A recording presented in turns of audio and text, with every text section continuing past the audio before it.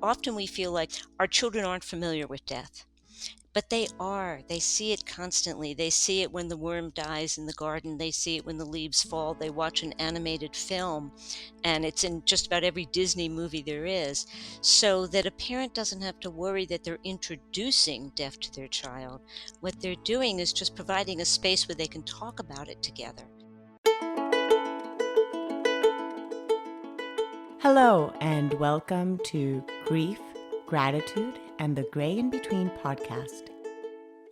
This podcast is about exploring the grief that occurs at different times in our lives, in which we have had major changes and transitions that literally shake us to the core and make us experience grief. I created this podcast for people to feel a little less hopeless and alone in their own grief process as they hear the stories of others who have had similar journeys. I'm Kendra Rinaldi, your host. Now, let's dive right into today's episode.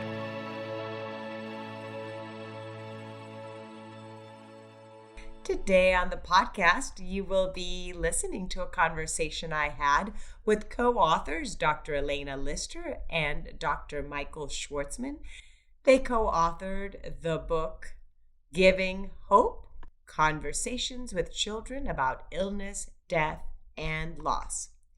Here's a little bit more about Dr. Elena Lister. She is an MD, is an associate professor of clinical psychiatry at York-Presbyterian Weill Cornell Medical Center and senior consulting analyst for grief at Columbus University Psychoanalytic Center. Dr. Michael Schwartzman is a senior psychologist and board-certified psychoanalyst, has worked with children, adolescents, adults, and families for more than 40 years. Listen to this very insightful conversation that I had with Dr. Elena Lister and Dr. Michael Schwartzman.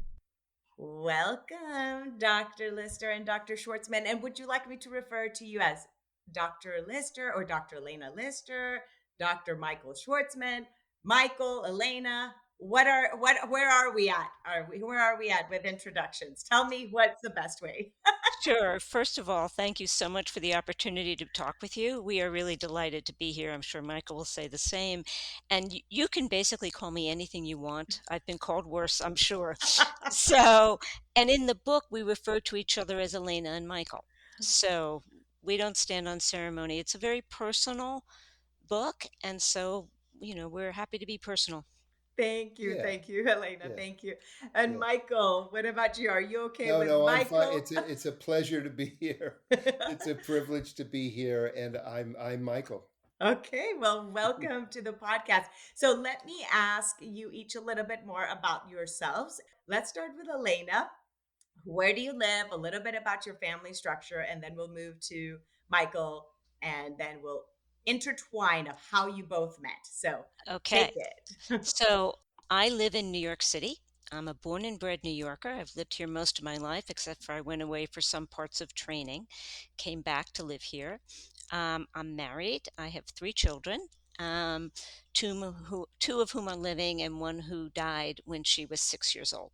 And I have a private practice where I treat people really dealing with all life issues, but I specialize in dealing with grief and loss, people facing dying, as well as people living with the loss of someone that they cared about. And I teach at the two medical centers, Columbia and Cornell, and I consulted schools and organizations if there's been a loss in their community. And the way that I began to specialize in grief actually was not from my training initially. But when I was in my early 30s, my younger daughter, then age 4, I had a 7-year-old also at the time, was diagnosed with leukemia.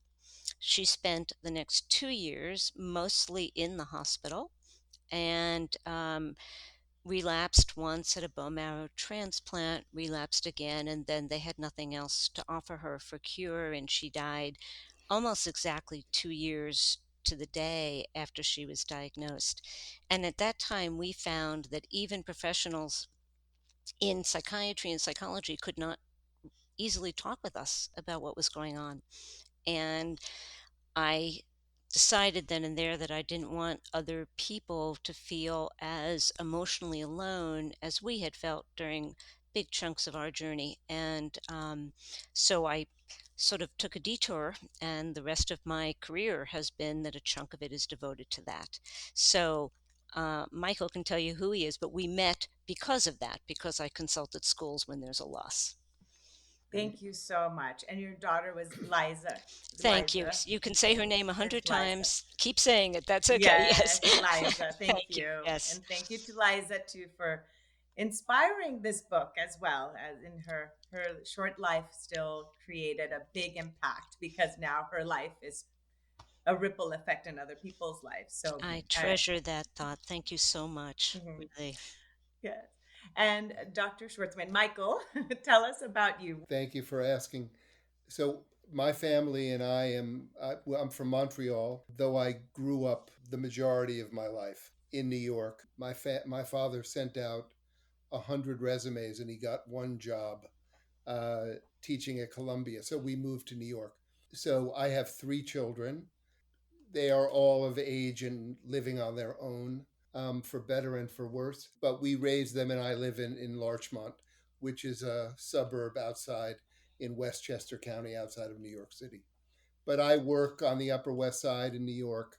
I have been a long term consultant until recently, two schools, now one school, where I continue to work. And I also, like Elena, I have a private practice on the Upper West Side where I work with children, adolescents, adults, couples, all of that on the issues of life.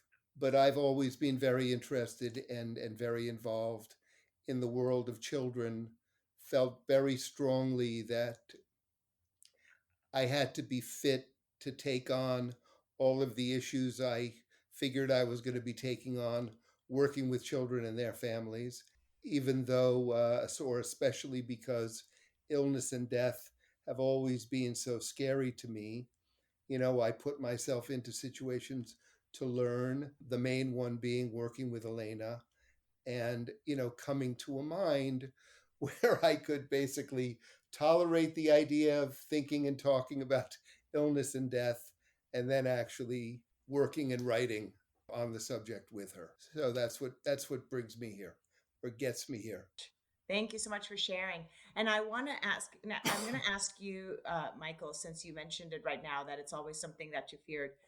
Do you remember as a child, was there something that happened then for you that then made it very hard for you to deal with the aspect of illness and death? Or was that not something as you growing up that you or yourself experienced? And I'll be asking you about childhood as well, Elena, since this book is mainly geared towards children. I just want to know your own personal experiences as children Yeah, with the topic of death. yeah. And it's so important that you brought that up, because a lot of what we write about is premised on the idea of being clear from yourself, whether you're a caregiver, a parent, whatever, on how you're affected by your own experience of illness and death, especially the ones coming up, because the idea is you're always reliving through your children what you lived too as you went through their age. No, I would say for me, that I was on some level very fortunate in terms of experience. I was very limited in my good fortune, or by my good fortune, but I didn't have anybody die or anything tragic happen until I was well into adulthood. But I would say to you that death was always a subject that was close to my mind. The idea of having to deal with something like this at an older age, I mean, it frightened me. And I remember when I took it was the first course ever offered. It was called Death and Dying, and I took it. It was the first one at George Washington University, and I took it afraid. I was afraid, but I figured that it would educate me and that I would get some sense. And there was also a very strong point that was made that if you didn't understand death, how could you really understand life? So that's where it came from for me. That's beautiful. Yes, and it does shift, right, when we have an understanding of death, or at least something that we believe, or whether that is through faith or whatever. And I love that you all talk in this book about so many different ways of explaining death to a child, coming from whatever perspective that parent and beliefs are. So thank you, because it is not just geared towards the aspect of someone that may believe in life after death or something else, but also just how do you talk to your child if by chance you don't believe that, and then how the wording. It's just, it's probably the most thorough book I've read, with examples and very clear understanding about it. I really, really have enjoyed it. Now, Elena, tell us about your childhood experiences and perspectives of death. Sure. So there were two main things. One is that my father, very early on in my life, spoke very directly about death, and not in a constant conversational way, but for example, my aunt died when I was 7, and I was taken to the funeral, and I was taken to the cemetery, and he walked me around and showed me headstones, and we read together what they said on them. And I remember at the time thinking, this is pretty weird, and I certainly didn't have any friends who were having that happen with them, but I credit him because in his own dying later, he died about 30 years ago. In his own dying later, he shared his experience with me, and I understood what he was going through and what he wanted, and I could help him carry out his wishes. And I was so grateful for his honesty and directness. It helped me feel like I was doing something for him.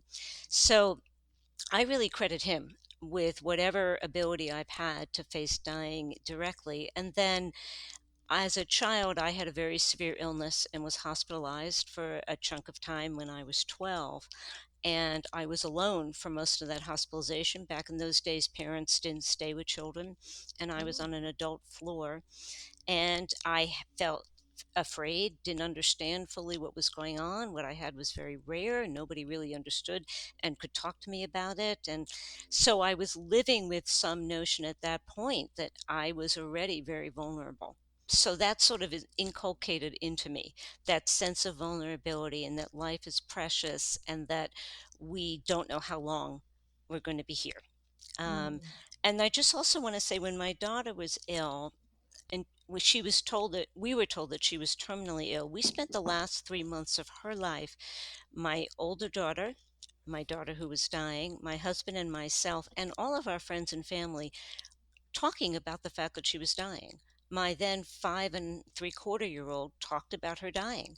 We all lived with that reality because we did not want her to be emotionally alone with it. So I had to learn how to talk about her own dying with my not yet 6 year old. And she died at home in our arms as she wished, and as we were glad to be able to provide. And so I saw at that time that even a young child can tolerate talking about death and their own dying, and that she was grateful to us for being in it with her. I couldn't prevent her from dying, sadly, but I could make sure that along the way she'd not be alone. Mm, that's beautiful. Thank you so much for sharing that. And I'm sure that the fact that you had been hospitalized as a child, you could probably understand and relate to her process of those two years that she was Yes, yes. in and out of hospital. That gives that empathy component as well. Good Now, point. now tell us how Giving Hope came about. Elena, you had co-authored a book before, and Michael, you had written a book as well. Tell us how you met, and then how you ended up deciding to write a book. Okay, so Michael was an esteemed psychologist at two independent schools. At one of them, somebody was very ill, and we talk about this in the book. And I was called in to help the school deal with that because it was having a deep impact on the whole community. So he and I worked together in the trenches for several months through the illness of this person, then their dying, and then the aftermath and dealing with the loss. And I just thought, I mean, so it was sort of fortuitous. I felt very lucky to have met him. And we just had an easy way of working together. And it was very clear from the get go, Michael, correct me if I'm wrong, that we both believed in being deeply, honestly, openly, with emotions and with facing what was before the community. And so there was that common sense of how to approach this. And then I had this idea to write this book because about how to talk with children about illness and death, because I kept finding people saying, "Do you have this written down any place, what you're saying?" I didn't. So I contacted Michael and said, "Michael, would you be willing to write a book with me?" And to my delight, he said yes. And that's Hmm. how it began. Hmm. That's so. How long was this process of co-writing then, Wait, so Michael? yeah, and I'll answer that. Um, so for me, it was a different experience, but This is great. We get two perspectives. in meeting Elena and doing this very complicated, work, because it was a very significant number of people in the school who were very, very upset by all of this, including the school being the administration, the teachers. And it was like seamless. We agreed. There was nothing that we disagreed about it. And what was compelling about that was that we were in the breach a lot. You're under the pressure of reality. People have strong concerns and questions, and you're there, and you have to answer. And we did very well with that. This is a difficult subject to think about. And to want to tolerate. And I will always marveled at how open and willing Elena is and was, to receive all of this stuff, which is, as you can imagine, enormous. And that meant an enormous amount to me. So when she asked me about doing this, it wasn't so much that I wanted to think about it, but I certainly wanted to be able to think about it. And I certainly wanted to participate in other people getting this. I mean, that's what this is. This is a very literal, like you were referring, it's a very literal, companion to It's these like a kinds of workbook. Yeah. situations. And I was glad to be able to participate in creating that. The word companion, yeah, like a workbook, because there are questions in some of these chapters that you can then use to even prompt your child's understanding as well, and even for yourself too. So it is very thorough. It's wonderful. It's like these stories, these insights, ways of saying things, and then things to then think about ourselves, so that then we can have a better understanding even about our own beliefs, to then be able to share with our children. Yes, Elena. I was thinking about that because you asked a really great question about our own growing up, Michael and myself. And one of the things that led to us wanting to talk about a parent's understanding of themselves in the face of illness and loss was because many people of a generation have not been parented to talk about loss. I had an unusual father in his willingness to do that. Many parents, because no one wants to think about this, did not. So now we have parenting generation who has not learned from the experience of being a child, parented about it, how to talk about it. And so we felt that we wanted to be able to sort of offer to be in the room with them, that it was a very person to person experience. Michael and I are talking to the reader because we're imagining ourselves in their position and what would they want to know and what would they need to think about and what would be helpful to them. So really, you use the word companion. It is exactly what our goal was. And it feels that way. And I love that in the chapters there's the little takeaways too, so whenever someone's going back to that and kind of trying to just grasp just a little nugget, and especially if by chance you're in the middle of grief, reading something can be very hard because the grief, foggy kind of brain is there, right? So you can at least go in those moments in which you may not feel, and just grab just little snippets of it. But this is something everybody should have in the bookshelf and have starting these conversations Mhm. now. So let's talk about that. There's a little here takeaway about the initial conversation with your child about death does not have to be perfect. It does not have to, it can have its up and downs. So, Michael, talk about that part, please. The you know we realize that when people are going through something like this, whether it's in the real or in anticipation or about someone else, but especially if it's in the real, you get so emotional, you get so caught up. A lot of people avoid things not because they don't want to do it. It's because they don't know how to do it. They don't know what to do. They don't know what's going to make them make it right and what's going to make it wrong, and they just sit on themselves. So we assume this when we write this book, and we try to talk about it from the most basic of issues so that you really get a prompt, you get an example of how you might take on a situation. But our feeling basically is that you have to learn from the experience you're having, and that's going to be as clarifying as you're emotionally able to grapple with it. So we write the book from the point of view that you're going to go back to the conversation and make it a continuous one. You're going to go back to the book and read the parts that seem useful to you at that moment. It's really, I mean, it can be read from beginning to end, but it's not meant to be, that's not a requirement. And we would talk about wanting it to become a dog-eared book by the side of the bed, where if you're in a situation like this, you have something to turn to, and the takeaways were just an additional layer, trying to make it really user friendly. Yes, thank you. Thank you so much for touching on that because it's true. Like even if you just go to the index and then you're like, okay, what kind of, dealing with an illness. Okay, how can I talk to my child about that? Then you could go there. The aspect of even having a conversation about death by suicide, for example, that's a really, really heavy one. And I really liked how you laid down the even the ages in which they're ready to maybe have a full description. So if it's before 6 years old, just maybe just saying a snippet. And can you guys say the slogan of that? Tell the truth always. Can you please share that little in Spanish we say lema, like your little slogan. Yeah. Can you share that, please? Yeah, absolutely. It's tell the truth, nothing but the truth, but not necessarily the whole truth, at least not all at once. And taking off on what Michael was saying and what you were saying, Kendra, we think of this as many conversations. It's a process.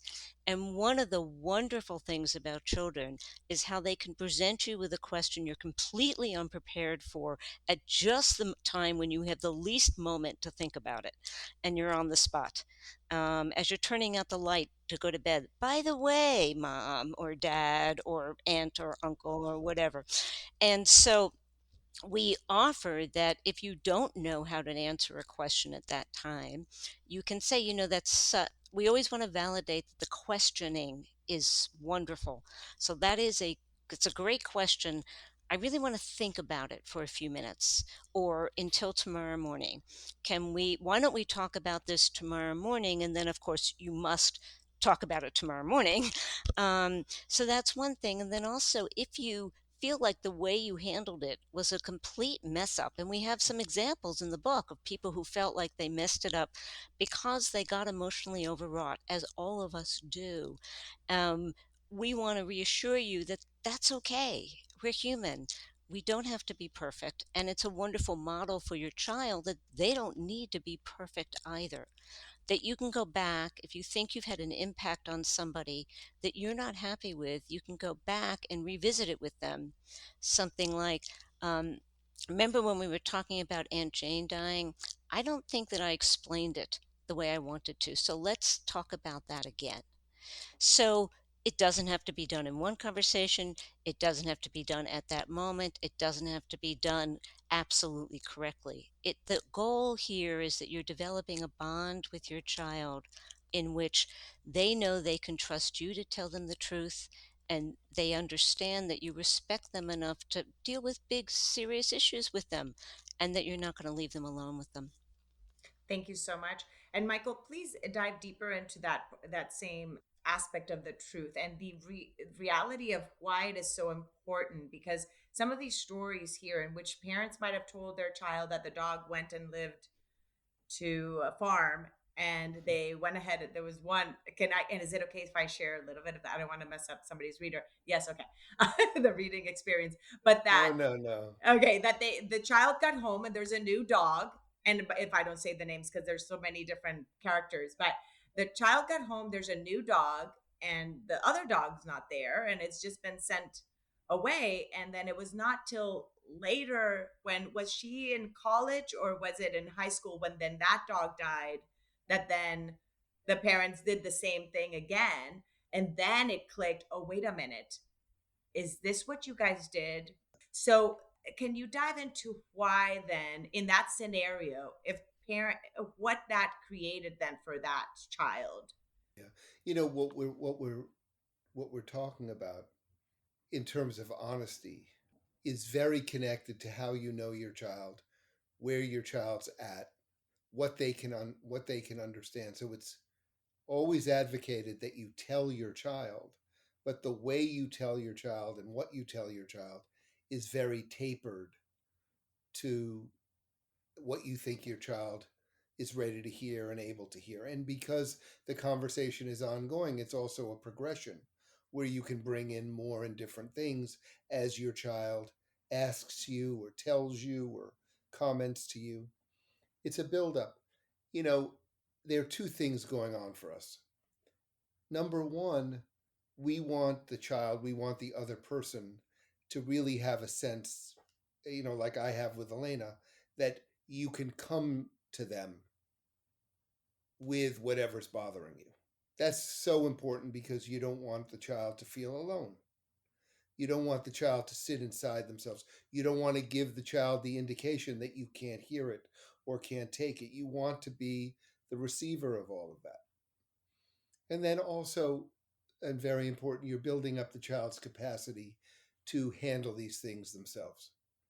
And so by being honest, you're giving them the details, the data that they have to learn how to process. It's not that you're going to, the protected child is the child who learns how to handle it, not who gets to avoid it. And that's so much of our emphasis. That's what we're trying to say. That's a good one Mm-hmm. right there. Could you repeat that again? The protected child is the one that Is learns how to handle it. who to handle it, not the one who's kept from it. So important. And the reason of that is also how much resilience we also get as That's children when we've exactly right. had Because the as you live opportunity. through it, you build up that resilience and you revisit that resilience. And if you know that you can do that, nothing's going to make you feel stronger. Absolutely. Now, a question for either of you to answer. In that aspect of resilience, do you notice a difference in pattern with your clients? Because I know you both have dealt also with adults that have had that resilience build up, that muscle as they're growing up, different of how they then deal with certain situations as an adult.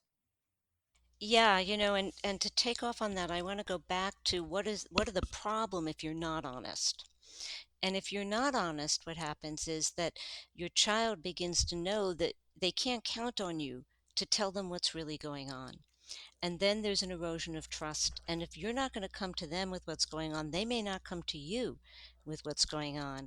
And so we have a story in the book. It was actually one of my patients, a teenager, and he was discussing something that was very personal and said to me in this conversation, yeah, my mother and I talked about it. And I said, what enabled you to be able to talk to your mom? Here's a teenage boy talking to his mom about something very personal.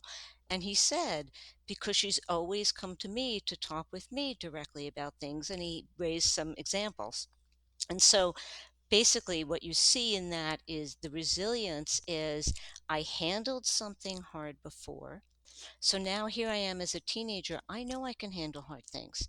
And that hard thing might be a loss, it might be illness, it might be a friendship problem, it might be an academic issue. The idea is I've experienced myself through hard stuff, and I know I can face other hard stuff. So we have adults and later adolescents and so on who really show us that if they've been able to handle things earlier, that they have learned that they can handle basically whatever comes. And that's the kind of feeling that gives you hope about the future. You know, we can't control some of the things that happen to us, sadly. But if you face the future knowing whatever comes my way, I think I can handle it. And I won't have to be alone handling it because I either have the people who have loved me inside of me, or I've created a bonding relationship with my current people so that I can talk openly with them. Thank you so much for sharing that, because yes, I feel that a lot of times as a parent, I'm a parent of two, we think that what we're doing, like we were saying about protecting and maybe not sharing everything, that we're protecting them, but that aspect of trust, like you mentioned, is so much more valuable in the long term, for that dynamic to grow, even from them, not only as children, but as they grow into teenagers and adults, into that relationship as a parent. Okay, so now let's go into talking about some of the different ways in which a parent can check in with themselves when they're going to then share something with their parent, with their child, as well as the dynamics of whether you say it what to one child, all of the family, and accompanied with your uh if you have a partner or spouse in that moment. So we do have, as you noted, Kendra, we have a bunch of questions you can ask yourself before you start to have this conversation. And we actually advocate you learn to talk about death with a child if you can, if you have that luxury, before death happens in the family. Because then you've introduced the words dying and death, and we believe in using those words because they're less confusing than I lost someone or they're gone, which can terrify children because anytime anything else is lost, they think it means they're gone forever, and that's not actually the intent. So some of these questions are this is me as a parent. How is this particular illness, death affecting me? Who is this person to me? What is it stirring up for me right now? Am I feeling angry, sad, numb, relieved? Then another one is this making me think of other losses I've had? Because we believe that any loss brings up prior losses. The mind doesn't always differentiate that that happened 30 years ago. It says, oh, here we go again. And so, what might it be? And we have a story in the book of somebody who gets upset, but they learn it's really that they were upset about a loss that happened many years before that they had never processed. Um, so, what other losses have you experienced, and how might you have processed them? And then another category of things is as you were mentioning, what do you think happens after you die? Do you believe there is an afterlife? What is your religious belief? What are your cultural beliefs? All of that so that you're oriented and grounded. And then when you come to your child, who is my child? Do they like direct one on one? Do they like to look at you when they're talking? Or do they like side by side conversation? Do they like physical comfort? Or would they rather kind of be on the other side of the room when you're talking about hard stuff? Do they need time to process things, or are their emotions right out there all at once? Knowing that you're kind of imagining this conversation, and then of course it may not happen at all like you imagined it, because children are wonderfully surprising, and that's okay. The main thing is you never judge a child for their reactions to an illness or a loss. We're all Mm-hmm. human, we all have different and complicated reactions. Mm-hmm. Thank you so The, much. Michael, go ahead. the only thing that I would add to that is that because we recognize that a parent can have such strong reactions, we want to support them as they try to understand what their children are feeling through the filter of what they're feeling. Because if you don't make that distinction, you end up talking about things for the child that are relevant to you, but Mm. aren't necessarily relevant to the child, which then compounds their sense of aloneness. It's that kind of emotional hovering that we're trying to, get away from by encouraging that step. It's like projecting your own It is. emotions It onto is what it is they're projecting, doing. Yeah, exactly. projecting rather Yeah. than really looking at what it is that they're feeling and naming that chapter two of teaching our children to name what they're feeling and the different emotions. And we could start this very early on, all the time of kind of naming. Elena, you wanted to say something to Yeah, that? I wanted to get back and answer your other question because we are really all about togetherness and connectedness. And so, if there are children in a family that are of different ages, for Oh, yeah. example, that let's say one is 3 and another is 10. So, because we're interested in who the child is, you might offer different things to a 3-year-old than to a 10-year-old. But we would advocate that you first have the conversation with everybody together, geared toward the youngest person there. And then you indicate for the older child that you're going to have some more conversation later, because then we're a family and we are in this together. And ideally, if you can have another adult present when you're having a conversation about hard stuff, that really helps, because if you get really upset, they can take over. If they get really upset, you can take over. Not everybody has the luxury of that, and we understand that. But if you can, we would really advocate that you do so and that you have the conversation not right before bed, because all children feel more alone before bedtime and in bed. All of us do, actually. If and as an adult, if you've ever been sick, you can be okay all day long, and then you get into bed and you're not sicker, but you just feel it more. So we hope to engender these conversations earlier in the day when there's time to talk with your child more about it or go to another activity and engage in ongoing life. Anything else to add to that, Michael? Just to make sure. Did you have anything else to add to that?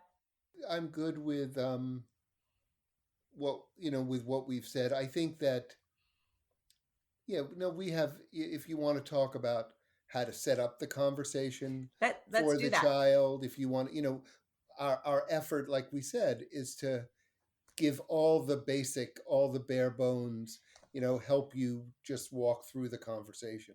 Let's do that part of how is it then we have the group, we have the whole family, let's say it's a family of 5 and you're about to have this conversation. You have probably already had a moment to yourself as an adult to go through the emotions kind of prior, so that when you're sharing with your kid, you're at a state that you're a little more clear and more composed per se. Of course, emotions are, we don't know, with grief it's a roller coaster, as we know. It's like you could start bawling, your eyes out. So let's go into that scenario.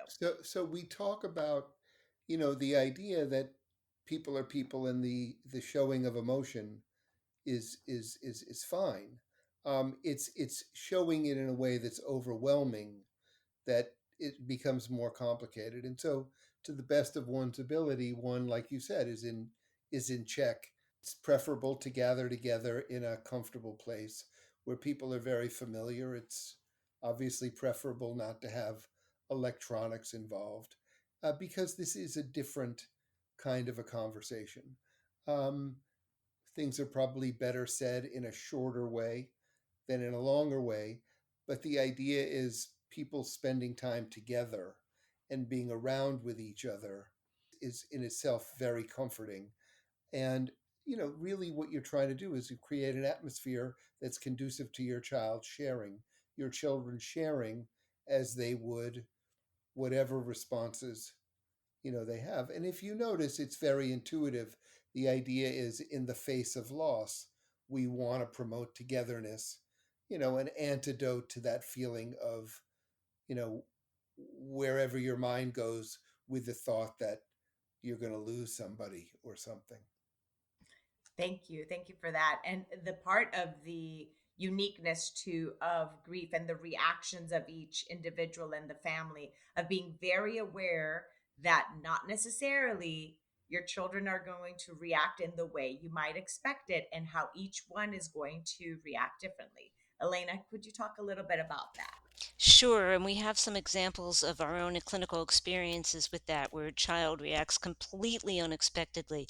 But one thing is very important to us is that, some children cry right away when they hear about a loss, and other children just keep on playing with the toy that they have in their hand. And we don't want the child who plays with a toy to feel that they're not okay, that they're being bad because they're not having tears when their sibling is, which is why we emphasize that any reaction and all reactions are okay, and that you convey we respect how each other grieve. You know, Susie cries, Bobby doesn't. Daddy cries, mommy doesn't, whatever it is, because each of us has our own way. Also, that this is, since it's an ongoing conversation, you set up that you make a simple statement. Look, we have some sad news to tell you. Aunt Jane died this morning, and we're going to have some time together. And you could fill in that second sentence with whatever it was that happened. And then you pause, because it takes a while to take in really big news like that. And we're all very uneasy about silences. So we parents tend to try to fill them up because it makes us nervous. So we start I'm the talking. pro at that. I'm a pro at that. We start talking. Oh my God, they look upset. We got to fill that in. We got to fix it somehow. And we really want to help you step back and give your child the space to process that. And then, do you have any questions? And maybe they don't. Can we have mac and cheese for lunch? Maybe the first question. Or, well, wait a minute, what happened to Uncle Bob? That kind of thing. But you also want to say, if there, after you've finished up the questions, you have in mind another activity. Let's go have that mac and cheese. But if you have questions at any time, now, next week, next year, when you're 50, you come and ask, because we are here for questions at any time. And that way, your child doesn't feel pressured at the moment. They have to get it all right away. And we believe, well, the way I put it is, grief is the gift that keeps on giving, meaning that for the rest of your life, it is a part of the fabric of who you are. So a child will rethink a loss that they experience at 4, at age 8, age 12, at 16, at landmark events. When my daughter got married, she was re-experiencing the loss of her sister and had to figure out a way to address that, and did so in a very moving way for us. And so you want to know that the conversation is ongoing, and you're conveying that you respect that, grief is a process, and whatever you feel right now may not be what you feel tomorrow. Perfectly said. And it's also true that just like your child may not ask all the questions or all the emotions right there too, that we don't feel pressure to have to explain everything right there. That would be the case, like in the chapter of death by suicide, that if the child's young, you might just say died the car. An example there was that the car hit a tree. You may not say the how the car ended up on the tree. That may happen when your child's 10, that you may go deeper. Remember, I told you, well, I did at that moment, I only shared with you this part, but I want to just let you know that actually your uncle or whoever it was had an illness. And I love that chapter. I think is so valuable because suicide is has such a huge taboo in society, and I really think that everybody should read that, because especially with kids and teens, we're going to experience, our kids are going to know someone that died by suicide. Yeah. They're going to, so having that verbiage is so important. Michael, what would you You say know what it regarding is? that? You know what it is? Like you were talking about before with being protective. No one wants their child to have to go through something that, is hard and very upsetting. And certainly no one wants to ever have the thought that they're putting ideas into their child's mind. And the subject of suicide is very complex when it comes to that. And like with other things, we have a rationale. Suicide is for people who have, sickness, where the ability to be alive is very connected to sickness and pain, and is very different. So we offer a rationale that a parent can use, but we're always talking about making the explanation fit with where the child is coming from in what they're trying to understand. And you don't need to introduce something that a child wouldn't be thinking about, except, when they're thinking about it. And that's what you read them for, and that's what you have multiple conversations for. It's so perfect because that applies to so many other aspects in parenting as well. Like when you're talking about the birds and the bees. I remember Right. trying to explain to my son, and I was like, I start talking about like a chicken and a hen or something, and he's like, I didn't ask about a chicken. I was like, There you you go. know, Who needs he wanted, protection? Who needs Right. yeah, protection? he wanted more thorough. Like he didn't want to know about the chicken. He was asking about humans, Right. So Right. But yeah. So, what's so wonderful is that he felt safe enough to push you on it. He understood, wait a minute, I'm not getting the full scoop here. And you had created an environment where he would say, I'm not getting it all. I want something else, which is great. and when they say like things like it doesn't make any sense, those kind of, that was the sentence afterwards when I did explain thoroughly. It's like, yes, some things may not make sense now, but Oh, they will when we're older. And the same with things like this with death. We yes. explain as best as we can, and even ourselves, and making sure that they know as that us as parents are also as confused as they are by that loss, and also are feeling, is allowing them and giving them space that they, if they also feel saddened, is also giving them permission that it's okay to feel the way they do if they Mm-hmm. see a parent also experience that. Right. Yes, and also I just want to pitch in. The other thing a parent can model is what do you do when you feel overwhelmed with feelings?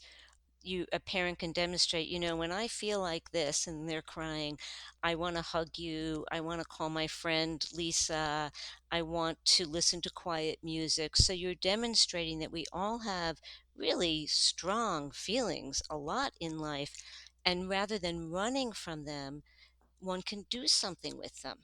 And then you become less afraid of feelings for the rest of your life, and that means you can have really intimate and close emotional relationships with people. That is just so perfect. Now, is there anything I have not asked? Because again, the readers, you're going to really want to. Again, I can't emphasize enough. There are just so many insights here, not only for a parent, but somebody else that also is a counselor at a school. Anybody really needs this. So, anything that I did not ask that you would like to add to the listeners, because we could go on for a long time, but we have to be mindful of your time and your patients as well that will be coming and knocking through your door soon. So, uh, Yeah. Michael, anything you'd like to add? You know what it is. You asked wonderful questions, and you've given us a real opportunity to get into what this book is about. Because you give me the chance, the thing I would add Please. would be that we're aiming at how to help families, how to help parents and children advance the idea of conversations, particularly difficult conversations. That we say in the book, death is inevitable, and therefore, as a aspect of parenting, talking about death is inevitable or should be inevitable, and we're looking to help people learn how to set up and face and deal with those moments, those moments of difficult conversation. Because if you can take your child through this and help them develop their narrative, there's nothing more than that you can really do. Thank you, Elena. Anything else you'd like to add that I did not ask today? Well, you're probably gathering Michael and I can talk about this a lot, but I can so, too. That's the thing. I can okay, too. I'm Right. fine with setting up a second interview with no problem. we're down for that. No worries, we would love it because you've been a delight, and as Michael said, your questions have been so wonderful and really given us a chance to say what means a lot to us. This book is a book of that comes from really deep, heartfelt convictions. But two things: one is that often we feel like our children aren't familiar with death. But they are. They see it constantly. They see it when the worm dies in the garden. They see it when the leaves fall. They watch an animated film, and it's in just about every Disney movie there is, so that a parent doesn't have to worry that they're introducing death to their child. What they're doing is just providing a space where they can talk about it together. So that's one thing. And then I really want to bring in my 98-year-old mother-in-law because she was absolutely wonderful. She died recently, but one of the things that she said was pain shared is pain halved. And we believe this, and this is one of the real basic premises of our book, that when you share pain together, it's easier to carry. And that's what we're offering children when we do that with them. Thank you so much to both of you. And again, these are our guests today, Dr. Elena Lister and Dr. Michael Schwartzman, authors of Giving Hope: Conversations with Children About Illness, Death, and Loss. And the best way to find you and the book would be, I'm putting the links below, but tell us where they can find the book or contact you guys. Well, we each have a website. Mine, which I didn't have before you write a book, but apparently when you write a book, you need to have a You have website. to. So I now have a website, and it's Elena Lister, like my name, ELENALISTER MD, at ElenaLister.com. Yeah. ElenaListerMD.com. I had to see, I don't look at it much. ElenaListerMD.com. And Michael, God, I'm new to this electronic stuff. It's So okay. ElenaListerMD.com. And then Michael has Michael Schwartzman, MichaelSchwartzmanPhD.com. Ooh, oh, this is a good friend that can just say your name just like that and spell it out. And That's Mike, wonderful. and Michael, you want to say how they could get the book if they're interested? Well, it's available all over. I mean, through Random House, through Amazon, through Barnes and Noble. It came out on the 30th, and it's out there. Thank you so much again to both of you. Total and pleasure. Again, to our readers, our listeners, who will also be readers. Thank you for listening, and thanks. Thank you so much, Kendra, for the opportunity. What a delight. Really, it's a been lot a of delight to talk a lot of fun. Thank you. It's so funny, right, to say that you had fun doing a podcast about grief. Yes, but that's our point. Exactly. Yes, I love that.